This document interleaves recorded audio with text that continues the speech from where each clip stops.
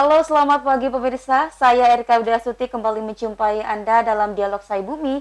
Dan kali ini kita akan membahas tentang 3 tahun kepemimpinan Gubernur dan Wakil Gubernur Arnal Junaidi dan Husnunia Halim yang sudah membawa banyak prestasi untuk Provinsi Lampung. Nah, apa saja prestasi yang telah diraih dan dalam bidang apa?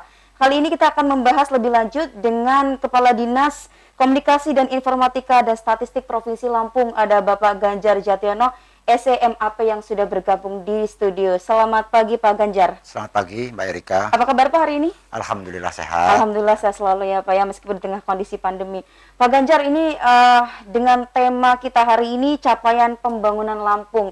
Tentu kita tahu 3 tahun ketiga kepemimpinan Pak Arinal dan juga Ibu Nuni begitu sudah menorehkan banyak sekali prestasi tentunya.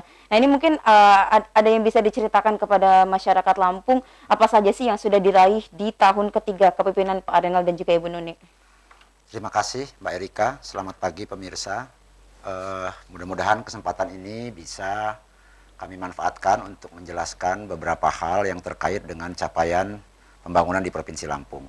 Di 2020 kita juga diwajibkan oleh pemerintah pusat untuk melakukan pergeseran anggaran untuk mengatasi dan menanggulangi COVID-19. Demikian juga dengan di 2021 masih terjadi pergeseran anggaran untuk penanganan COVID. Artinya di tahun pertama landasannya sudah disiapkan untuk menciptakan koordinasi yang baik dengan kabupaten kota. Kemudian di tahun 2020 dan 2021 kita menghadapi situasi pandemi yang tadi secara fiskal juga cukup membebani daerah. Tapi ini wajib karena ini mandat nasional dan ini pandemi, darurat kesehatan, situasinya seperti itu sehingga kesehatan harus dinomorsatukan. Dalam hal ini adalah penanganan COVID.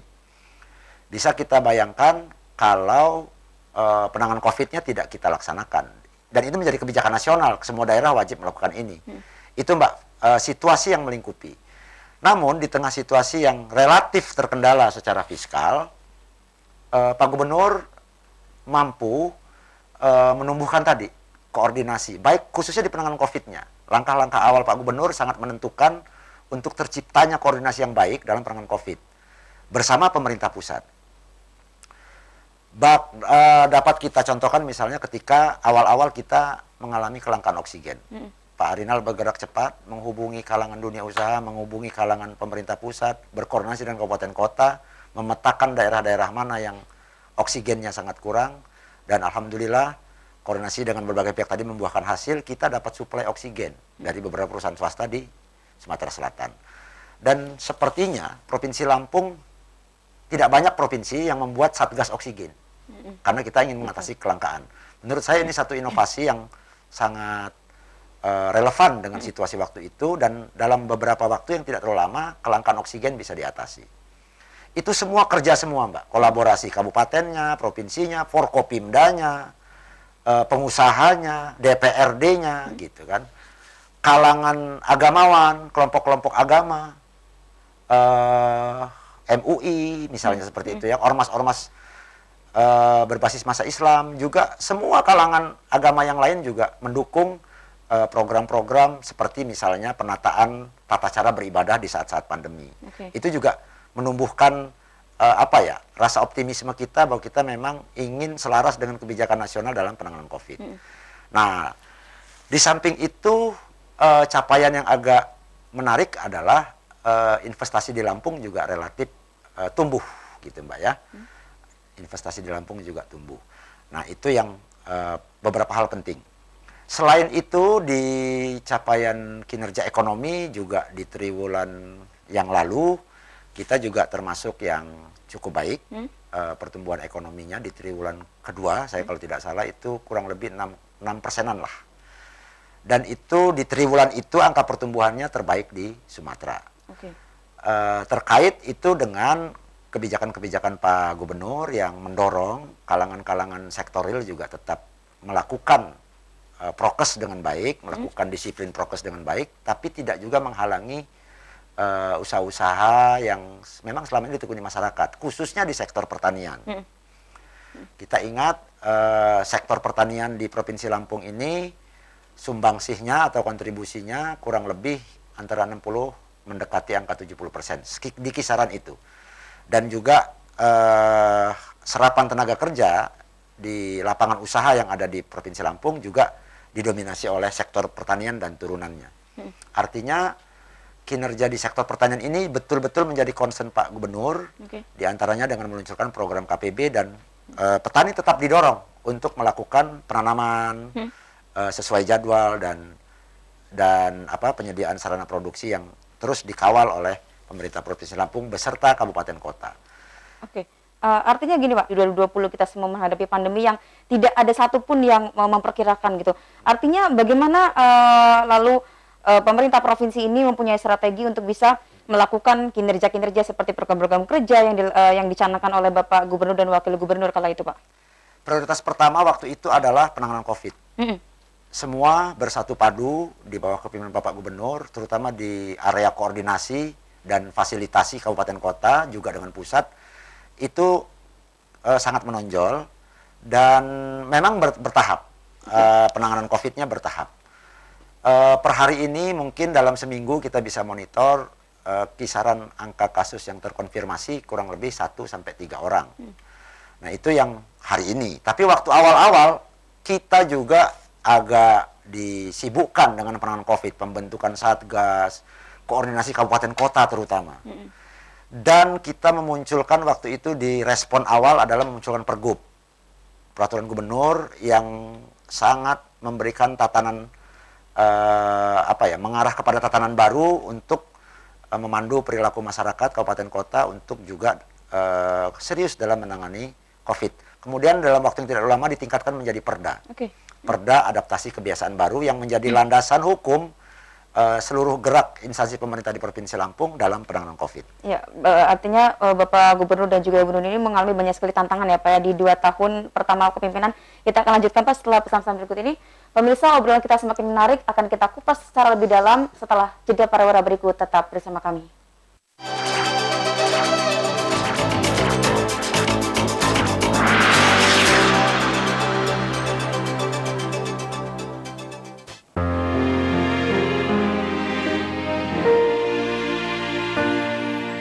Satu nusa, satu bangsa, satu bahasa kita, tanah air pasti jaya untuk selama-lamanya.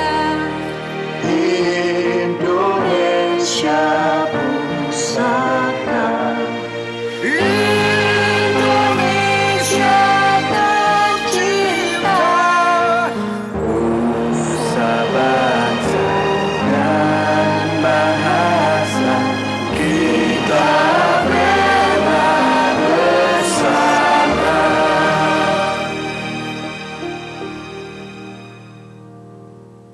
Halo Mama, selamat pagi. Talk show hangat senior dan junior, ajang adu bakat dan kecerdasan. Adatku aku pegung, warisan anjak kembali. Oke cukup. Senior dan junior hadir pada hari dan jam berikut. OSN, OSK, Olimpiade Montreal. Jadi bisa dibilang memang Hanya di iNews. Pemeriksaan artis VS dan 2. Waspadalah, kejahatan bisa terjadi kapan dan di mana saja. Resta Bandar Lampung. Artis VS dan 2 orang terduga Cegah tangkal, cikal. Hadir setiap hari dan jam berikut. 2 tahun dan Andi Saputra. Beginilah aksi kawanan pelaku pencurian saat menggasak. Hanya di iNews. Baik pemirsa, kita akan membahas tema tersebut dengan narasumber yang telah Kisah dari saksi mata mengungkap cerita di balik kasus yang terjadi di Lampung. paut wajah. Rata-rata perkaranya memang dilimpah dan Catatan kasus hadir setiap hari dan jam berikut. kurang ya sebenarnya. Sebenarnya terkait pejabat itu pasti memahami mekanisme. Hanya di iNews. Permasalahan kericuhan yang terjadi di sekitar Lampung. Maya Metisa, mantan Kepala Dinas Kesehatan Lampung Utara divonis. Situasi terkini tentang Lampung kami kabarkan dalam iNews Lampung. Hadir pada hari dan jam berikut. SG diamankan petugas saat hendak melaksanakan hanya di iNews.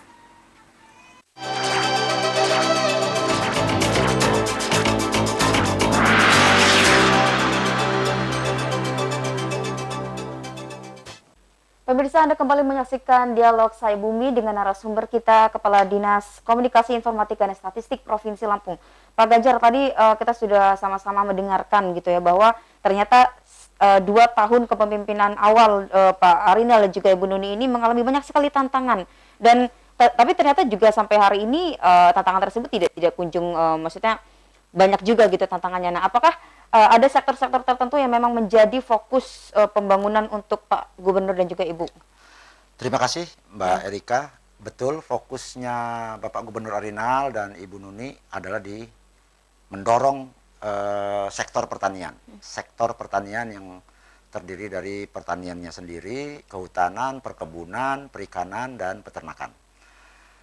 Dari 5 subsektor yang ada di sektor pertanian ini, Pak Gubernur meluncurkan program utama yang disebut dengan Kartu Petani Berjaya. Itulah makanya secara kebijakan ini sangat relevan dengan kondisi sumber daya alam dan sumber daya masyarakat yang tadi sudah kita gambarkan, kurang lebih 50-60% PDRB kita itu disumbang dari sektor pertanian. Di program utama Kartu Petani Berjaya, ini mohon izin saya mengutip dari instansi yang terkait, dalam hal ini adalah Dinas Pertanian. Program Kartu Petani Berjaya itu diluncurkan untuk memberikan kepastian mendapatkan benih, pupuk, pestisida, insektisida secara tepat waktu, sesuai dengan kebutuhan petani. Kepastian pasar produk pertanian dengan harga yang menguntungkan petani. Bantuan modal dalam bentuk kredit usaha tani untuk meningkatkan produktivitas usaha. Dan yang berikutnya adalah beasiswa bagi anak petani yang berprestasi untuk berbagai jenjang pendidikan termasuk ke perguruan tinggi. Yang terakhir adalah jaminan sosial bagi petani lansia. Nah, di dalam data yang kami kutip dari Dinas Pertanian, Dinas Tanaman Pangan, Ketahanan Pangan, Tanaman Pangan dan Hortikultura, KPTPH, sampai dengan 5 November, registrasi keanggotaan di 15 kabupaten kota, registrasinya berbasis NIK, Mbak, itu 210.411. Data per tanggal 5 November 2021. Kemudian progres transaksinya, jumlah transaksi penebusan pupuk bersubsidi melalui aplikasi KPB tercatat 100.728 petani. Dan 3.574 kelompok tani yang tersebar di 15 kabupaten kota dengan nilai total transaksi 23,4 miliar. Kemudian dari sisi pemanfaatan KUR tadi yang kita rumuskan, salah satunya adalah juga penyaluran KUR. Realisasi KUR sampai dengan 31 Agustus 2021, sekali lagi kami mengutip dari data dinas yang terkait tentang yang mengampu urusan program KPB ini, adalah sebesar 124,6 miliar untuk 5.688 debitur yang tersebar di 12 kabupaten kota. Berikutnya progres KPB per kabupaten kota, ini mungkin bisa saya lewati per kabupaten.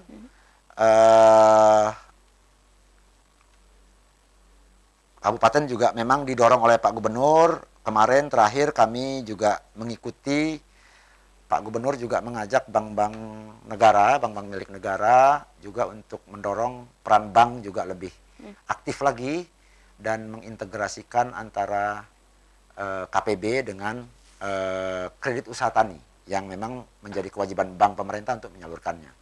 Artinya Mbak, secara kebijakan KPB ini sangat menyentuh kebutuhan real di Provinsi Lampung yang tadi hampir sebagian besar masyarakatnya bekerja di sektor pertanian.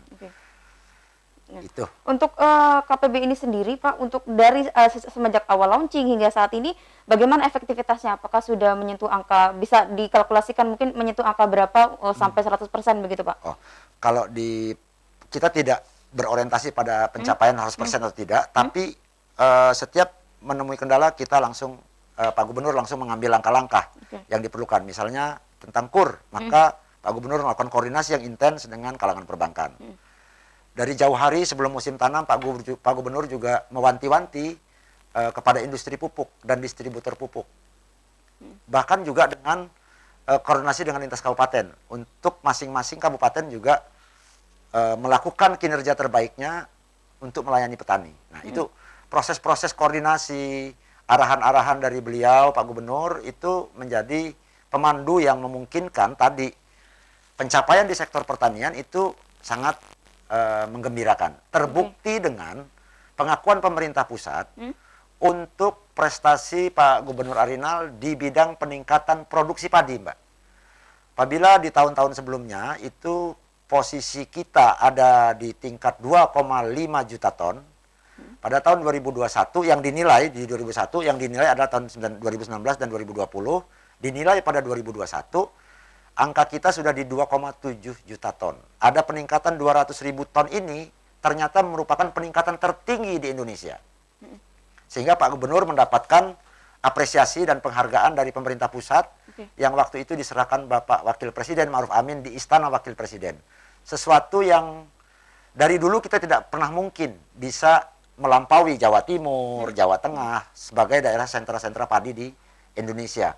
Tapi dengan kepemimpinan Pak Arinal, mendorong petani untuk terus bekerja, memudahkan layanan-layanan penyediaan sarana produksi pertaniannya, terbukti kita mendapat pengakuan dari peningkatan produksi padinya.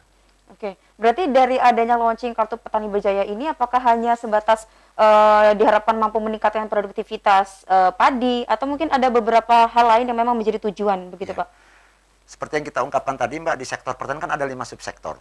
Nah, bagaimana di sektor perikanan, bagaimana di sektor peternakan, ini juga Pak Gubernur terus dengan concern melibatkan berbagai stakeholder terkait. Misalnya di bidang pertanian ya Mbak ya, bagi kebun kopi, gitu ya, untuk kopinya mungkin tidak disentuh dengan kurnya. Tapi untuk menambah pendapatan rumah tangga petani kopi, Pak Gubernur mendorong petani kopi disalurkan atau difasilitasi dengan kur untuk ternak. Sehingga dia bisa piara kambing, dia bisa piara sapi, ayam, dan seterusnya. Sehingga ini menjadi sumber pendapatan tambahan bagi petani di luar mata pencarian pokok dia sebagai petani kopi. Hal-hal seperti itu Mbak. Yang nelayan juga begitu. Selalu dirumuskan inovasi-inovasi bagaimana penyaluran ini menjadi mudah dan memungkinkan nelayan juga ikut menikmati layanan-layanan pemerintah di penyaluran kredit. Apakah dia yang perikanan budidaya maupun yang perikanan tangkap. Itu teman-teman di sektor lingkup Dinas Pertanian selalu berinovasi dan mencari jalan agar ini program Pak Gubernur bisa terlaksana. Yang berikutnya Mbak, terkonfirmasi juga bahwa sektor pertanian relatif ada di desa-desa adalah pengakuan dari pemerintah pusat, khususnya dari Kementerian Desa, Pembangunan Daerah Tertinggal dan Transmigrasi. Pak Gubernur Arinal atau Provinsi Lampung juga mendapat penghargaan sebagai juara umum dalam penerapan teknologi tepat guna skala desa yang ini relevan dengan produk-produk pertanian di desa. Jadi kita ada 2 nominasi itu yang mendapatkan juara, sehingga kita dinyatakan sebagai juara umum. Nah, hal ini tentu menggembirakan dan tetap menumbuhkan optimisme kita. Tadi Mbak, jangan lupa kita di tengah pandemi. Nah, itu hal-hal yang kira-kira pokok ya Mbak ya. Kemudian pertumbuhan ekonomi tadi sudah saya singgung di kuarter yang sebelumnya, kuarter 2 kita cukup baik. Akibat dampak pembatasan masyarakat, kegiatan masyarakat juga kita masih tetap tumbuh di angka 3,02%. Dan di sektor lain Mbak, ada juga pengakuan-pengakuan dari pemerintah pusat seperti misalnya kemarin yang PON terakhir, kita ada di 10 besar. Mudah-mudahan prestasi olahraga kita juga akan semakin baik, pembinaan olahraga prestasinya juga semakin baik. Di bidang lain kita juga mendapat penghargaan dari Kementerian Pemberdayaan Perempuan dan Anak untuk kabupaten kota layak anaknya relatif banyak, sehingga provinsi juga mendapat penghargaan karena provinsi mendorong kabupaten kota untuk menjadi kabupaten layak anak atau ramah anak. Ya, baik Pak Ganjar, kita harus jeda sejenak dan kita akan lanjutkan setelah jeda pariwara berikut. Pemirsa, menarik sekali tadi selain dari 5 subsektor dari pertanian, ada juga olahraga dan juga bagaimana perlindungan perempuan dan anak di Provinsi Lampung ini mendapatkan penghargaan dari pusat. Nah, apakah rahasia dari pemerintah Provinsi Lampung mendapatkan banyak penghargaan dari pusat ini? Kita akan kulik setelah jeda pariwara berikut, tetap di Saibumi.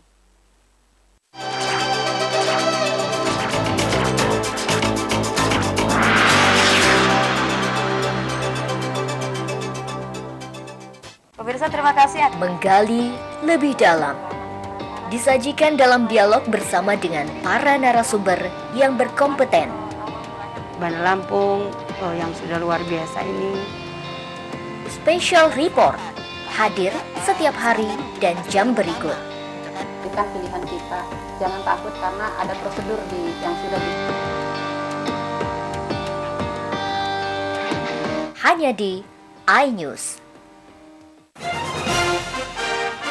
Permasalahan yang terjadi di sekitar Lampung. Maya Metisa, mantan Kepala Dinas Kesehatan Lampung Utara, divonis. Situasi terkini tentang Lampung kami kabarkan dalam iNews Lampung. Hadir pada hari dan jam berikut. SG diamankan petugas saat hendak melaksanakan hanya di iNews. Halo Mama, selamat pagi. Talk show hangat senior dan junior. Ajang adu bakat dan kecerdasan. Adatku api pegung, warisan anjak kembali. Oke, cukup. Senior dan junior hadir pada hari dan jam berikut. OSN, OSK, Olimpiade Motivasi. Jadi bisa dibilang memang Hanya di iNews. Pemeriksaan artis VS dan 2. Waspadalah, kejahatan bisa terjadi kapan dan di mana saja. Pesta Bandar Lampung. Artis VS dan 2 orang terduga. Cegah tangkal, cekal. Hadir setiap hari dan jam berikut. 2 tahun dan Andi Saputra. Beginilah aksi kawanan pelaku pencurian saat menggasak. Hanya di iNews.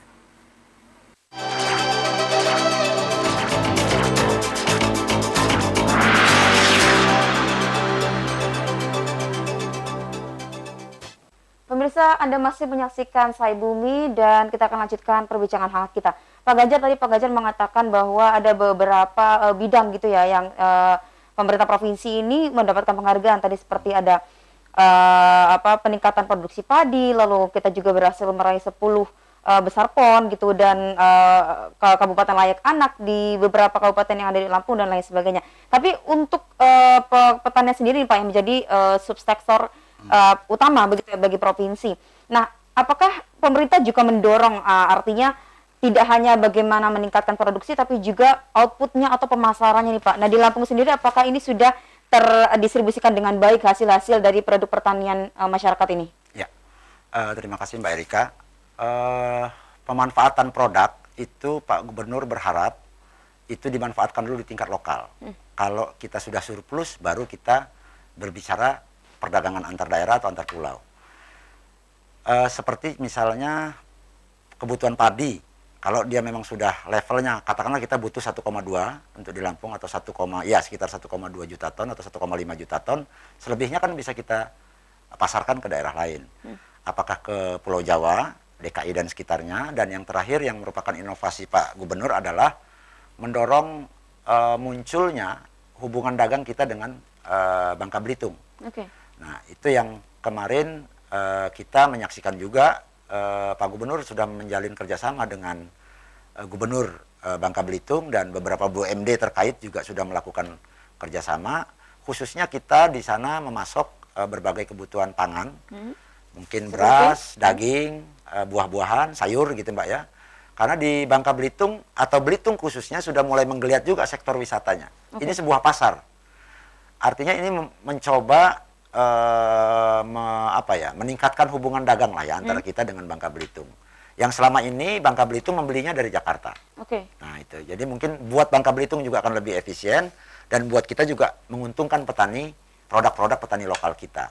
Di samping yang tetap ke Jawa juga tetap. Misalnya yang untuk kopi ya Mbak ya. Kopi Pak Gubernur punya keinginan, komitmen dan concern yang sangat baik. Misalnya bagaimana nilai tambahnya ada di Lampung. Tidak mengekspor yang bahan baku yang binnya ya yang sudah diolah. Bagaimana kalau kita jual kopi bubuknya atau bagaimana ada produk-produk turunan lain yang dari kopi. Dalam bahasa yang agak teknis itu disebut hilirisasi. Nah, hilirisasi ini akan menumbuhkan apa yang disebut dengan industri ya, industri pengolahan pangan. Nah, ini tentu membutuhkan investasi, Mbak. Nah, investasi dari berbagai sektor ya.